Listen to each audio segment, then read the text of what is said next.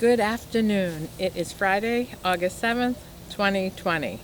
Hey, the job numbers came out today, and 1.74 million Americans were either rehired or gained employment, therefore knocking the total unemployment rate, they say, down to 10.2%.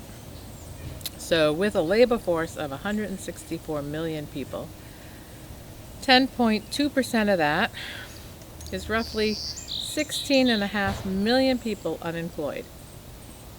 Now ask yourself, ladies and gentlemen, how could the number of unemployed people be 16.5 million when over 31 million people were on unemployment in the month of July? The whole thing is smoke and mirrors. It's just a big smoke screen. It is so far from reality. I questioned it, like why are they reporting these numbers when we know the actual number is double that, maybe even more than double that. So I delved into it, and I wanted to see how they come up with these numbers and to see how they can artificially inflate such something that they broadcast so proudly across the world. I believe nothing anymore. So anyway, I'm going to give you a little history about how unemployment numbers are calculated and where they come up with these statistics. So there's a CPS. It's a current population survey. Questions 60,000 households, which translate into about 110,000 people. And they do this every month. And they categorize it, or they divide it into 800 segments across, or regions across the country, to get a glimpse of what it's like where. So there's demographic things that they ask, your age, your sex, your race, your education, and where you live. And then they start asking a bunch of questions. And the questions, vary based on the answer from the first question. So if you answer yes on this question, then they go to a list of questions here. And if you answer no, they go to a list of questions here. And they don't quite ask you if you're working or you're not working. They kind of ask you a bunch of questions and come up with this, some kind of algorithm to figure out what category you fall into. And there are 3 categories. So the first category, there are people with jobs, and they are considered employed. Then there are people who are jobless, who are actively looking for work. Those are the unemployed.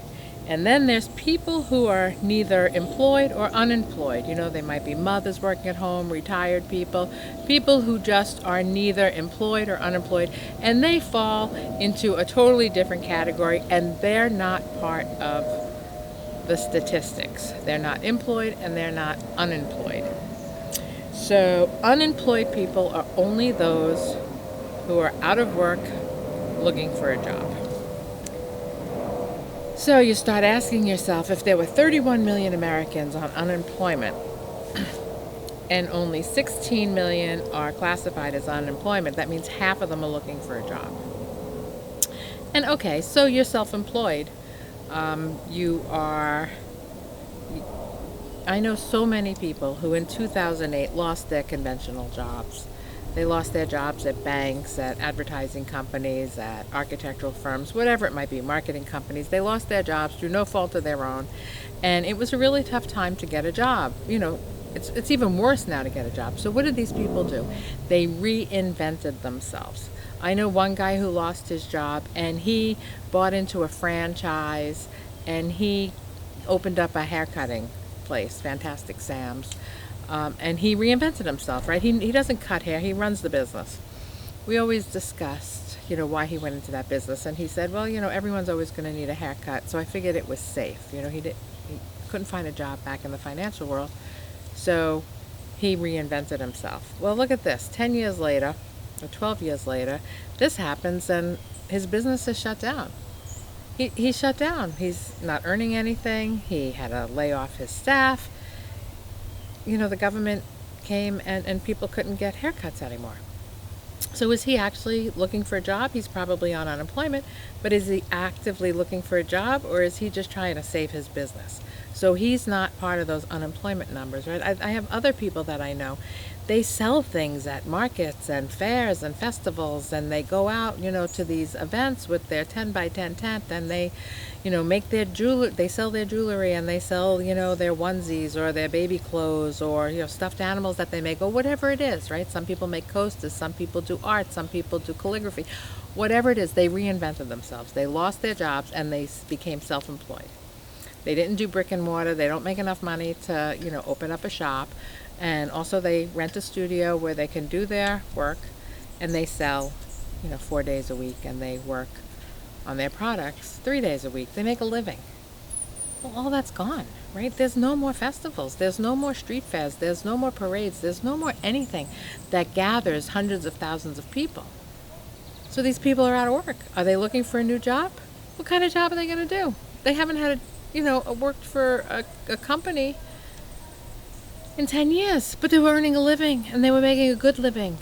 They busted their butts. They worked harder than anyone I ever knew. They were compassionate, and they were creative, and they made it work. And all those people are out of jobs, and they're not part of that 10.2%. I mean, you look at baseball umpires, for the first 3 months, there were no jobs there. They all lost their jobs. You look at movie theaters and stadiums and concerts and roadies and people who are on the road. They do lighting, they do sound. Those are events. They don't get paid like an annual salary. They get paid per event. They're like gig workers. They're all out of work. Where are they going to find jobs?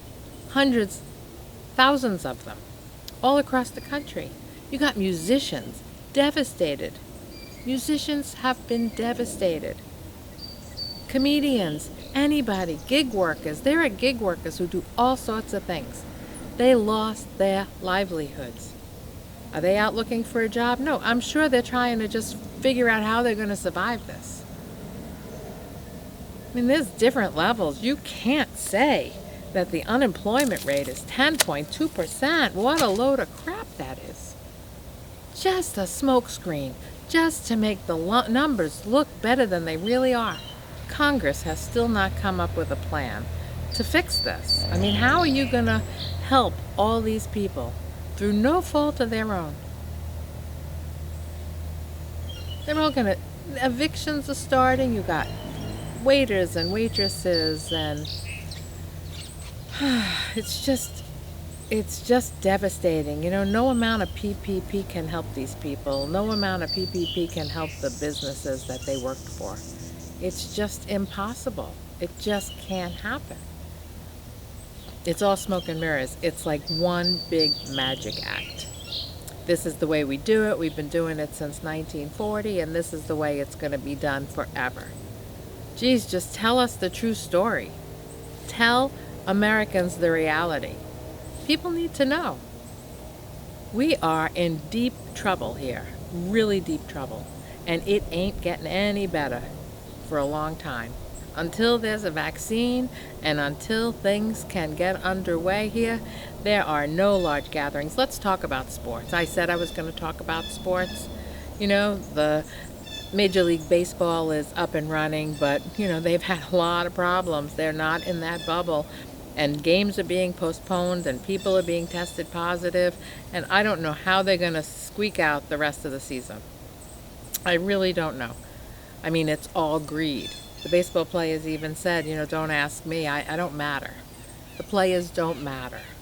They're just a pawn in the rich man's game. That's all they are. And now the NFL's supposed to be starting. They're practicing virtually. How the heck do you practice virtually? They have 50 people on a team, plus all these coaches, and I don't know what they're called, but there's a big roster of people there. They're not all coaches, but...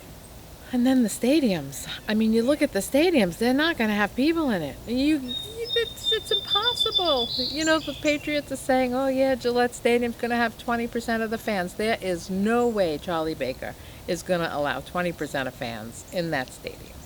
They're going to be playing to nobody. They've never played to nobody. You can't make it happen.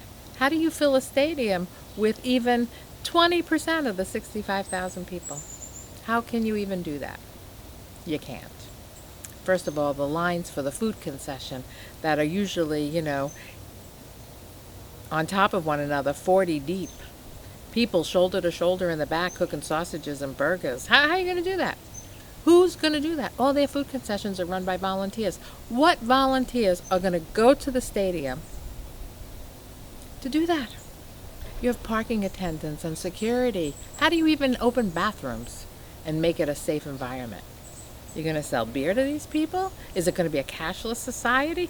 How is this going to work? It's not. Football's not going to happen. That's my bet. Maybe I'll be wrong. I've been wrong before.